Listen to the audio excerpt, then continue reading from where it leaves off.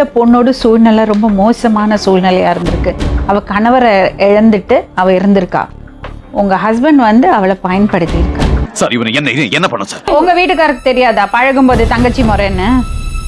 தெரியுமா தெரியாதா? நான் யாரையும் தூக்கி வச்சு பேசல மேம். ஒரு பொண்ணு உனக்கு புத்தி இல்லாம இவ்வளவு தூரம் போயிருக்கீங்க. இவருக்கு புத்தி இருக்க கூடாதா? ஆமா மறந்தே போச்சுடா. அவரு அவளா கூப்பிட்டு தான் போயிருக்கணும். அவர் போறதுக்கு சான்ஸ் இல்ல. நான் விட்டு கொடுக்க மாட்டேன். பரவாயில்ல. அவ வேண்டாம், அவளுக்கு உங்க புருஷன் வேண்டாம் சொல்லிட்டா. ஐயோ வேணாம் வேணாம். ஆனா அவர் தப்பு எதுவும் பண்ணல சொன்னா நான் ஒத்துக்க முடியாதுமா. அதுக்கு ஒத்துக்கு நான் சப்போர்ட் பண்ணல யாருக்கும். இருந்தாலும் ஒரு பொண்ணு தூண்டுதல் இல்லாம ஒரு ஆண் போக முடியாது. உன் புருஷனை சப்போர்ட் பண்ணாதே, அப்படி சொல்லாதே. அவளும் தப்பு பண்ணியிருக்கா, உங்க புருஷனும் தப்பு பண்ணியிருக்காரு. இப்ப அவர் ஏத்துக்கிறியா? நீ எந்த பிரச்சனையும் இல்லாம வாழ்வீங்களா? போடாப்பா போய் நல்லபடியா பொழைங்க நம்ம வயலுக. அவர் கல்யாணம் ஆன ஆம்பளைன்னு தெரிஞ்சப்பறம் அவ தப்பு பண்ணா பாத்தீங்களா? அதுதான் அவ பண்ண தப்பு. அது மரியாதை பண்ணிக்கிறாள். அது தப்பு. உங்க வீட்டு பிள்ளையா நினைச்சு எல்லாரும் என்னை மன்னிச்சிருங்க. ஏண்டா பண்றதையும் பண்ணிட்டு எங்க வீட்டு பிள்ளையாடா நீ?